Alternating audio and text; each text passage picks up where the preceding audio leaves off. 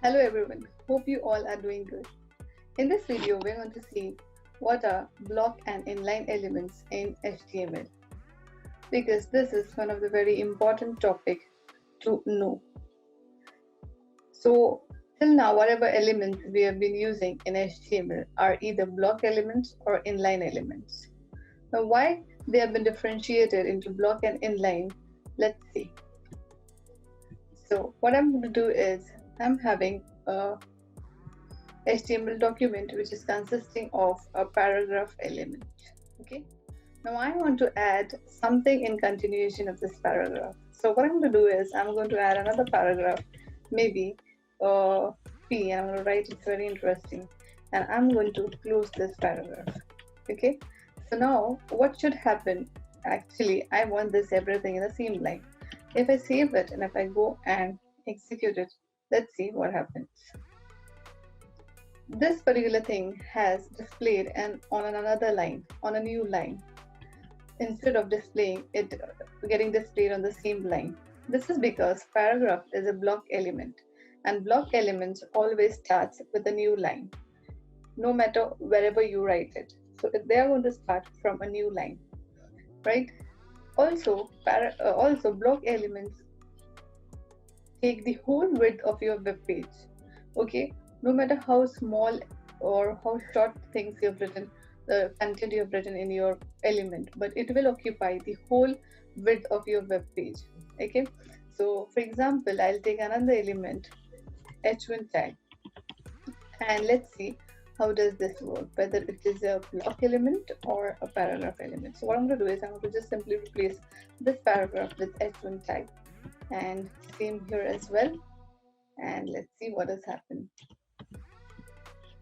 Now if it is a block element, it will get displayed as it is without any change. So I'm going to refresh it, and here we go. It has just increases the size because it is a header element h1 tag, that's why. And but it has again displayed itself in a new line because this is also a block element. So block element in short are always getting started from a new line, and they occupy the whole width of the web page. Okay, so let's quickly see it. So this is what I told you.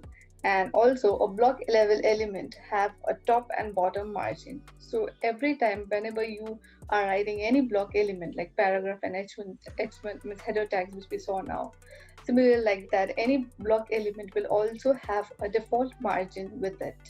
Okay, here are some of the examples of block element. We have division, dl, dt, header tags, then hr, then we have list, paragraph, table, etc. These all are block elements. Okay, then what are inline element? So let's see an example quickly for inline element. Okay, now for example, instead of h1, if I'm writing something else, maybe I'll use an anchor tag. Of course, we are not using anchor tag for writing something, but here simply to show you, I'm going to use an anchor tag. And what I'll do is again here as well, I'm going to use anchor tag instead of h1. Now let's see how does this particular thing get displayed. So this was how it was seen for block elements, h1 and paragraph. Now let's see for anchor tag. So here it is displaying everything in one single line instead of a new line.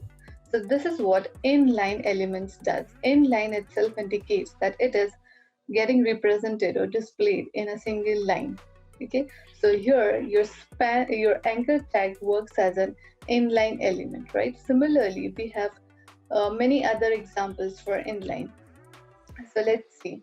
And also one more thing of inline is that it takes only the necessary width, whatever means whatever the content size is there, that much width only it will take, and rest of this width it will just leave. Okay, so this is inline, and it doesn't start in a new line. So some examples from inline are this anchor tag, span, font, italic, image, bold, br, and so on.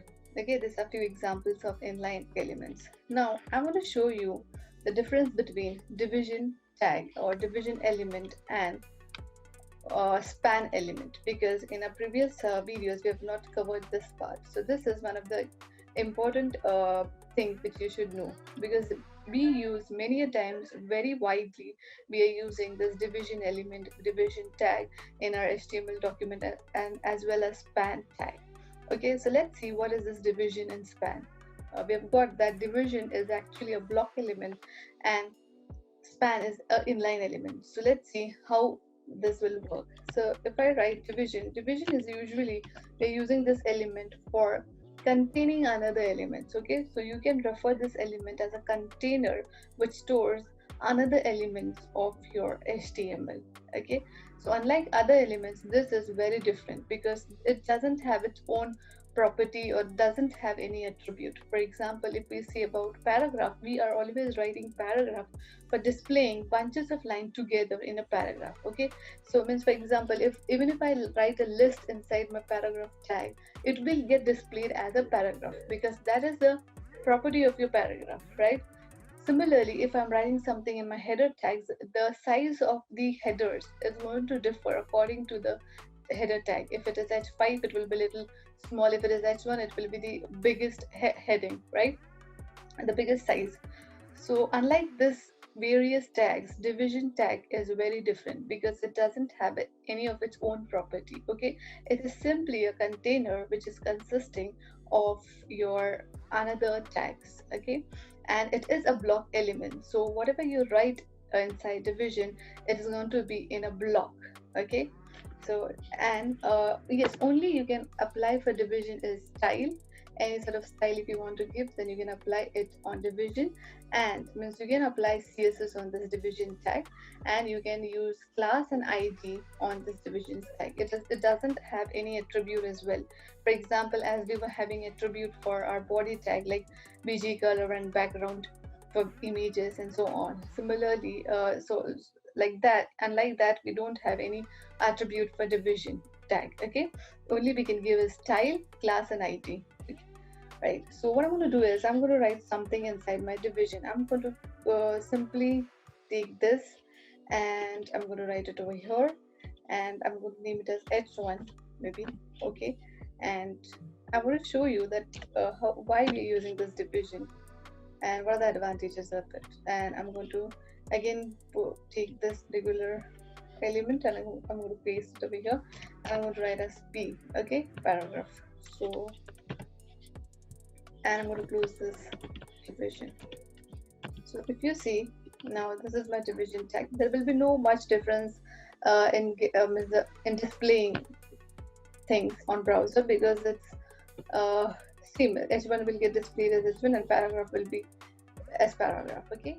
For example, if I want my H1 tag to be red in color, so what I'm going to do is I'm going to simply write CSS for H1, and inside that CSS I'm going to give a color red, right? So here I'm going to write color equal to red, and similarly, for example, I want my paragraph tag to be green. Okay, so what I'm going to do, I'm going to write a CSS for paragraph as well, and here also I'm going to give the color as green. Okay, now let's quickly see how does it looks. Okay, I've done something wrong.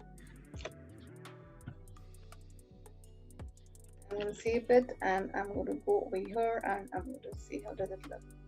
Here we go. So my H1 tag has changed its color to red, and my paragraph tag has not changed its color to green because I applied means by mistakenly just auto completed the P with padding. And now if I save it and if I go and check again, so here it is. So my H1 element has become red in color, and my paragraph is green. Okay, so now for example I want my paragraph also to be red. So what I'm going to do is I'm going to simply go here and write it. Okay, so if I run it now, both are red. Okay, so what we've done here is we have applied same style 2 times for 2 different elements, right?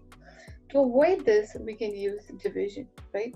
So your division, one particular division can contain n number of elements inside that, and you can apply various properties, various common properties which you want to apply to all those elements at a time if it is inside a division element. For example, just we saw that H1 and P paragraph are inside division. So instead of writing H1 or instead of giving styles CSS differently, separately for H1 and paragraph, we can give styles and CSS to both of them together by simply writing over here division. If I'm going to do that, what will happen? It will give color to both of the elements which is present inside division. See, okay, if I change this color to maybe orange, let's see. Here we go, right? Both have changed its color at a time. So this is an advantage of division. Okay, so this was division. I just want to give my paragraph, inside my paragraph, I want to give this interesting word. I want to give this particular word the color as red. Okay, so what we should do? Should I take this P and apply a CSS to P? So let's see. If I write P over here and if I apply CSS to this P, so let's see what happens. If I'm going to give color equal to red, so let's see that particular word gets turned into red or not. What has happened is it actually has given red color to the whole sentence, whole paragraph, instead of this one particular word. But I want only this one particular word to be red, and rest all I want it to be orange itself. Okay, again make it back as paragraph, and I'll apply this division only and only to this particular word. Okay, so let's see what happens. And now what I'm going to do is I'm going to save it, and over here I have given division as red, and I'll give paragraph as maybe green, so that you will understand it. Okay, so now I want only this particular word as red. So let's see, does it happen? Yeah. So my interesting word has changed to red color, but what has happened? It has shifted to a new line, because that's what block elements are for. Division is a block element, and that's why it has shifted to a new line. But I don't want like that. I wanted it in the same line, but at the same time, I wanted only the specific word to be red in color.